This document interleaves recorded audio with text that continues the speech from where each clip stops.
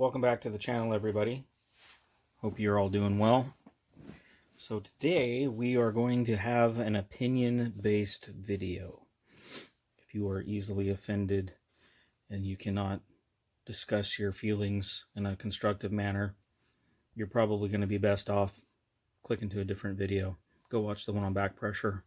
Go watch one of the ones on turbine housings. So, tuning. My opinions on tuning. We're going to kind of start at the beginning and work towards the end. Hopefully, in the end of this conversation, you'll feel a little bit better educated about what tuning truly means. So when I see online somebody use the word best tuner, who's the best tuner out there? Maybe they're talking about a specific type of car. Maybe they just mean in general. All straight level with you, there's no such thing. There are tuners that have a lot of experience in specific platforms. There are tuners that might cover a lot of cars. There are tuners that are local to you. There are email tuners. The best tuner in the world, I haven't met him. I don't know who he is. Probably because he doesn't advertise. So when you ask me who's the best tuner, maybe instead of asking that question, you can ask, who has the most records in this field? Who has the least amount of engine damage while tuning this platform? Who has the most experience with insert ECU here? Maybe you have an AEM, maybe you have a Motec, maybe you have a Hull Tech, a Fuel Tech, maybe it's a stock ECU. If you look at the desktop on my laptop here, you can see that I have quite a lot of software. I use a lot of this software. It doesn't mean that I'm the best at each specific application. I know it. I know how to use it. Maybe there's some of it that I know better than somebody else, but that doesn't make me better than him. It doesn't make him better than me because maybe he knows a trick. Something I learned a long time ago is that never underestimate what you can learn from somebody because they're going to surprise you. The people that you might think really aren't that good at tuners sometimes have really good common sense. Maybe something they do in their map works really, really well. I generally, as a rule, won't ever talk down on somebody's ability to tune a car. You will hear me talk down about their customer service, how they are received in the performance industry, which that's a completely different conversation that we'll have, also an opinion video. But their ability to tune a car, I don't know. It's like saying, who's a better guitarist, Eddie Van Halen or Yngwie Malmsteen? They do different things, different ways. Doesn't mean that one is better than the other. Maybe one is more technical. Maybe one has more hits. But doesn't mean that one's better than the other. Anyway. The next question that we get a lot, what's the best ECU I can have? So-and-so made 1,000 horsepower on a stock ECU. Okay, great. Definitely possible. What stock ECU? Was it a stock Evo 8? Was it a stock GTR or 35 GTR where you can have safeties? So when we go to pick an ECU, oftentimes there is the primary consideration is cost. That is understandable. We don't all have the same budget. But if you have 10 grand to put into a motor, why don't you have 3 or 4 grand to put into an ECU? Why are you going to trust your $10,000 motor to a computer that is inadequate? Or maybe the tuner that you're going to have tune it, because he's local, he's not the best guy for the job. Why are you going to put him through that? So when we talk about stock ECUs, oftentimes I talk about Mitsubishi. You can do a lot on a Mitsubishi ECU, whether it's an Evo 4 through 9, Evo 10. There's a lot of control there.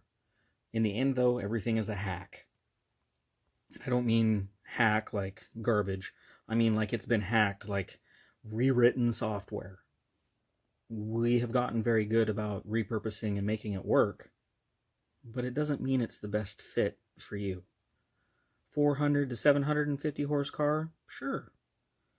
You know what's interesting is you get a car that hooks well, makes enough horsepower, second gear or third gear, you can drain your oil pan, not even know it on a stock ECU because it doesn't have any way to show you. I'm going to switch here real quick to an AEM car. I was looking for an Evo data log because I know I have a couple, but I couldn't find the one I wanted in particular. So this happens to be an RB26. It was a flex fuel car that we did for a customer. So right here at 4,800 RPM, you can see 21.8 pounds, 252 kPa if you're metric. We were having some problems with the throttle position. It was all the way open. Air fuel was 1190s. Coolant temps 178. Timing's 11 degrees. Flex content 74%. Get down here. Oil pressure is 79.7. 66.4. Looks great. This car had a big pan on it. It had the Grady extended sump. Once it really started making some torque as the 67 mil came online, look what happened here just a little bit further ahead. 5,900 RPM, it drops to 54 pounds of oil pressure. 25 pounds of oil pressure.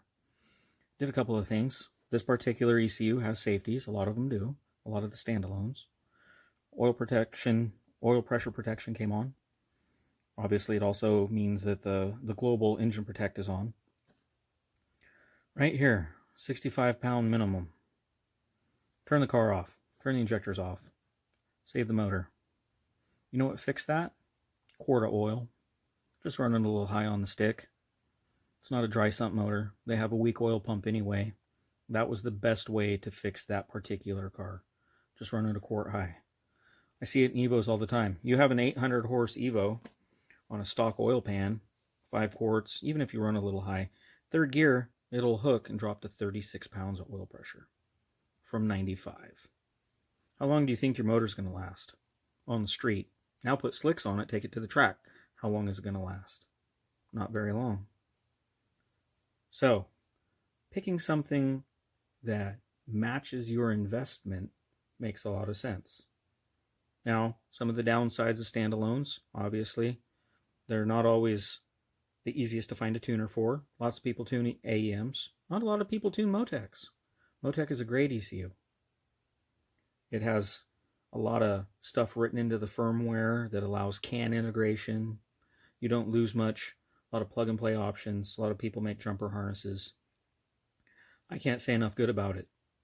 You can have custom firmware to let you do all sorts of silly things. You want cruise control in your Evo 8 while running MyVec, which is the VVT from the Evo 9, and a drive-by-wire throttle body? We've done it. It's possible. Now, you can't do that in an AEM. You can run the drive-by-wire throttle, but you can't do a cruise control map. Or if you can, you're smarter than me. Maybe you're the best tuner in the world. But, point is, you got lots of tools in your toolbox.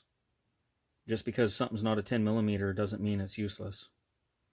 Sometimes you need a 12 millimeter, sometimes you need an 8 millimeter, sometimes you need a Phillips screwdriver, sometimes you need some Allen sockets, whatever.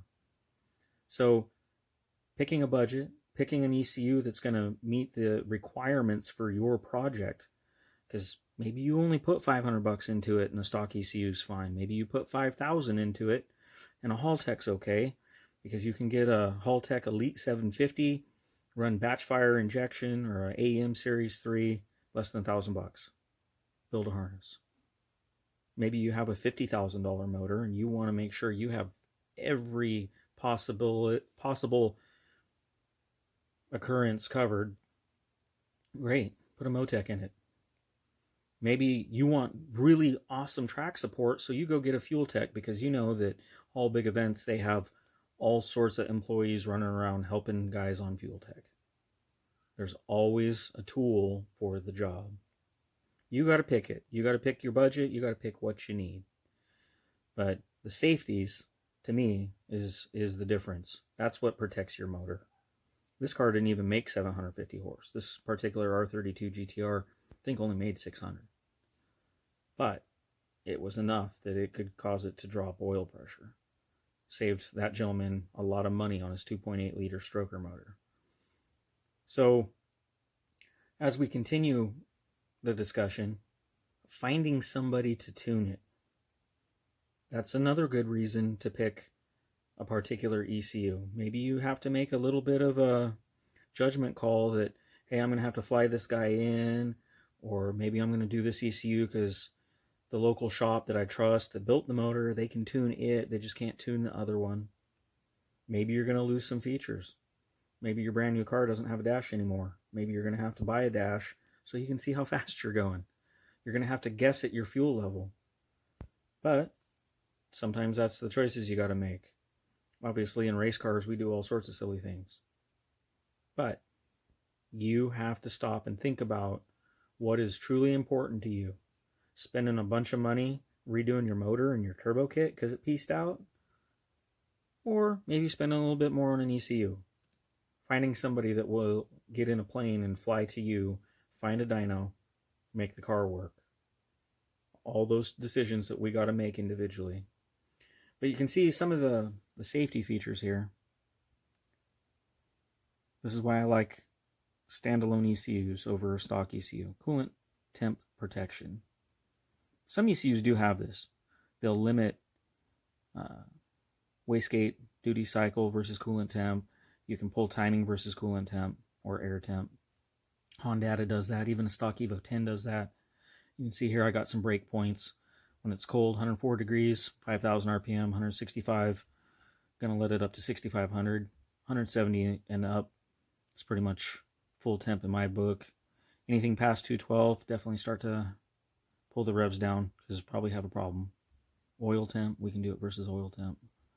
Oil pressure, we talked about the oil pressure protection. That's the main one, right? Lean protection. If it's 29.4 pounds, or 29 pounds, excuse me, and leaner in a 12.0, it'll turn it off just as fast as it did for the oil pressure. Kind of a cool feature. A lot of ECUs do that. A lot of things we can do. Here's one that not too many people think about. How about your knock control? Stock ECUs have it. It doesn't always work the best on built motors, but you can usually work around it. Some ECUs like the AEM, the Haltech Elite, and Nexus, Motec, you can set up knock control. You can force it into a knock situation at low boost or no boost to establish a threshold of what knock looks like. And one more safety feature you can add to your motor. All stuff to think about, guys. I'm not here to preach. I'm just here to hopefully show you alternatives to make informed decisions. That's the goal of this channel. I'm not here to tell anybody what to do. Lots of people think that I make lots of mistakes. That's great. I do. I probably make more mistakes than anybody on the planet. But you know what? I do it fast and I recover. That's something that makes a good tuner. Somebody who has to sit on a dyno for 10 hours spending your money while he scratches his head, not the tuner you probably want. You should probably pull it off the dyno and figure it out where it's free. Somebody that can say, oh, you know what? This is a spark plug problem. Oh, this is a solenoid problem. This is doing this. This is doing that. They're going to save you a little bit of money. It's the education and the experience. Things to consider. That being said, you know, I get told, oh, I run too much timing. I don't run enough timing. I run too lean. I run too rich. Trust me, if it's been said about me, if you can think of it to be said, it's been said. I'm not going to deny it. I make mistakes. Everybody does. The difference is how you recover from those mistakes. That's the final part of what I feel a good tuner is. If I make a mistake and I knowingly do something to your motor, I'll own up. I will do my best to make it right.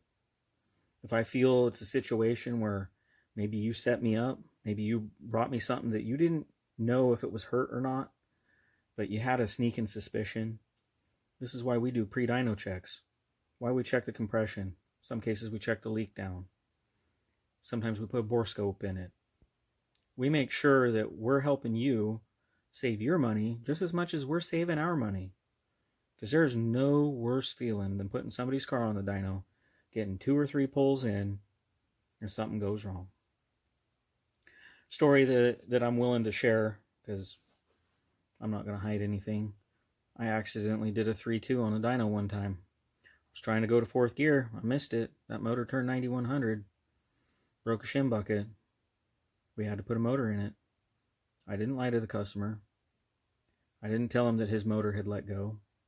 When we pulled it apart, I have a sneaking suspicion that it had valve spring problems. He didn't know that. Wasn't really even the point. I caused the damage. We replaced it. Not every shop has the capability of doing that. Not every tuner has the willingness to admit that he needs to do that. But when you go shopping for a tuner, ECU, whatever, keep that in mind.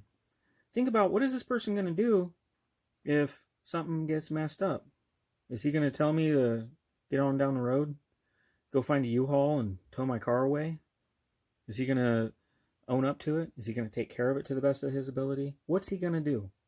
Even if he has the best intentions in the world, can he afford to fix your $50,000 motor if he breaks it?